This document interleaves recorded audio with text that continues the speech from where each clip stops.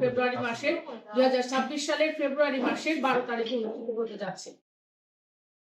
রয়েছে 4টি, আমরা সকলেই এই আসন 4টি জানি।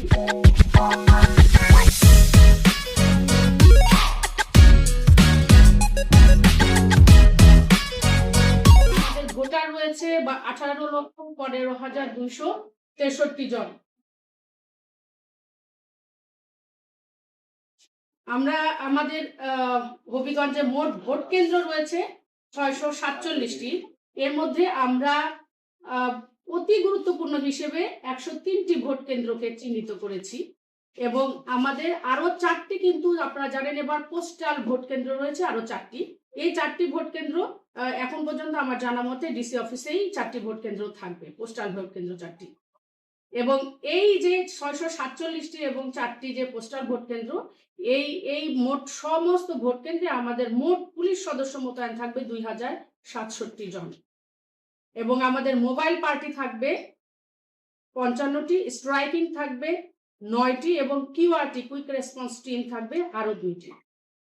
এখন আমি আপনাদেরকে ভোট কেন্দ্রে যে 647টি যে ফিজিক্যাল ভোট কেন্দ্র থাকবে, এই 647টি ভোট কেন্দ্রে আমরা কিভাবে মোতায়েন হব আনসার সদস্য সহ সেটা একটু বলছি।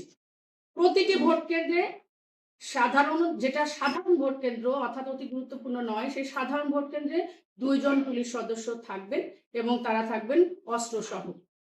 অতি গুরুত্বপূর্ণ যে 103টি ভোট কেন্দ্র রয়েছে, এই 103টি ভোট কেন্দ্রে আমাদের পুলিশ সদস্য থাকবেন 3 জন করে, এনারাও অস্ত্র সহ থাকবেন। এই পুলিশের পাশাপাশি কিন্তু আনসারের সদস্য থাকবেন। আনসারের প্রতিটি ভোট কেন্দ্রে আনসারের মোট 13 জন সদস্য থাকবেন। এই 13 জন সদস্যের মধ্যে 3 জন সদস্য থাকবেন অস্ত্র সহ এবং যে আরো 10 জন সদস্য লাঠি নিয়ে থাকবেন, এই 10 জন সদস্যের মধ্যে 6 জন থাকবেন পুরুষ সদস্য এবং 4 জন থাকবেন মহিলা সদস্য।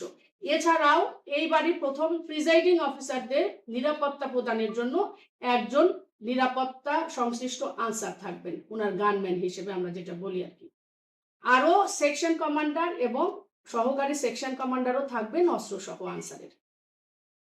সুতরাং দেখা যাচ্ছে যে আমাদের কিন্তু ভোট কেন্দ্র কেন্দ্রিক বেশ বড় একটা ডিপ্লয়মেন্ট থাকছে আনসার এবং পুলিশ সহ।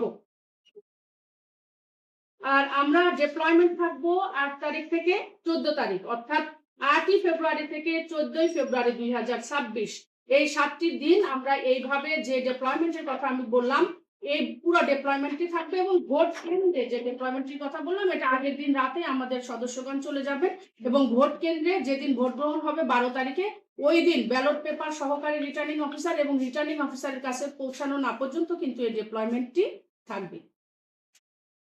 এখন আমাদের পুলিশের সাথে আমাদের আরো মোবাইল টিম অথবা striking force in aid two civil administration আমাদের সাথে কিন্তু এবার থাকছে সশস্ত্র বাহিনী। আপনারা জানেন এইবার প্রথমবারের মতো এই ত্রয়োদশ জাতীয় সংসদ নির্বাচন উপলক্ষে বাংলাদেশের সবচেয়ে বেশি সশস্ত্র বাহিনীর সদস্য মোতায়েন করা হচ্ছে। 1 লক্ষের বেশি সদস্য সশস্ত্র বাহিনীর সদস্য সারা দেশে মোতায়েন থাকবে। উনারা কিভাবে আমাদেরকে সাহায্য সহযোগিতা করবেন? উনারা আসলে থাকবেন মোবাইল পার্টি হিসেবে, স্ট্রাইকিং পার্টি হিসেবে। সশস্ত্র বাহিনী সদস্যগণ থাকবেন, বিজিবি থাকবেন, র্যাব থাকবেন, আর বাংলাদেশ এক্সিকিউটিভ ম্যাজিস্ট্রেটও থাকবেন। কিন্তু আমাদের এক্সিকিউটিভ ম্যাজিস্ট্রেট থাকবেন আমাদের হবিগঞ্জের সবগুলো মিলে 18 জন এক্সিকিউটিভ ম্যাজিস্ট্রেট থাকবেন। এর বাইরেও কিন্তু জুডিশিয়াল ম্যাজিস্ট্রেট থাকবেন সংক্ষিপ্ত অর্থাৎ সামারি ট্রায়াল করার জন্য। কেউ যদি কোনো অপরাধ করে থাকে তাহলে ওর মধ্যে সামারি ট্রায়াল সঙ্গে সঙ্গে হবে, সেই জন্য কিন্তু আমাদের জুডিশিয়ারি ম্যাজিস্ট্রেটও কিন্তু থাকবেন। এইবার প্রথমবারের মতো Bangladesh police body on camera use করতে যাচ্ছে ভোট কেন্দ্রে। ভোট কেন্দ্রে আমরা 2 ধরনের বডি অন ক্যামেরা ইউজ করব। একটা থাকবে অনলাইন বডি অন ক্যামেরা এবং আরেকটি থাকবে অফলাইন বডি অন ক্যামেরা। আমরা অতি গুরুত্বপূর্ণ যে ভোট কেন্দ্রগুলো রয়েছে এই ভোট কেন্দ্রগুলোতে একটি করে অনলাইন বডি অন ক্যামেরা দিব। এই অনলাইন বডি অন ক্যামেরাগুলো থেকে সরাসরি ভোট কেন্দ্রের আঙিনাটা কিন্তু দেখা যাবে, অর্থাৎ পুলিশ যেখানে ডিপ্লয়েড হবে ভোট কেন্দ্রের আঙিনাতে, এটা কিন্তু ভোটের ওই রুমের ভেতরে না, বুথের ভেতরে নয়, তারা কিন্তু বাইরে থাকবে আইন শৃঙ্খলা রক্ষার জন্য। যদি কোনো কারণ ঘটে তার ভেতরে যাওয়ার মতো প্রিজাইডিং অফিসার যদি ওনাকে কল করেন সেক্ষেত্রে কিন্তু আমরা ভোট কেন্দ্রের ভেতরে অর্থাৎ বুথ যেটাকে বলে সেখানে যাব, আদারওয়াইজ আমরা বাইরে থাকবো আইন শৃঙ্খলা রক্ষার কাজে। এবং আমাদের বডিয়ন ক্যামেরাতে পুরা ভোট কেন্দ্রটির আঙিনাটা কিন্তু দেখা যাবে। এবং অনলাইন ক্যামেরার এই বডিয়ন ক্যামেরার মাধ্যমে আমরা আমাদের যে মনিটরিংটা আছে সেটা আমার অফিস থেকে, এসপি অফিস থেকেও দেখা যাবে, ইভেন পুলিশ হেডকোয়ার্টার্স থেকেও দেখা যাবে, এবং প্রত্যেকটা থানা থেকে কিন্তু এটা কম্পিউটারের মাধ্যমে, যেহেতু অনলাইন কানেকশন থাকবে, আমরা মনিটর করতে পারবো।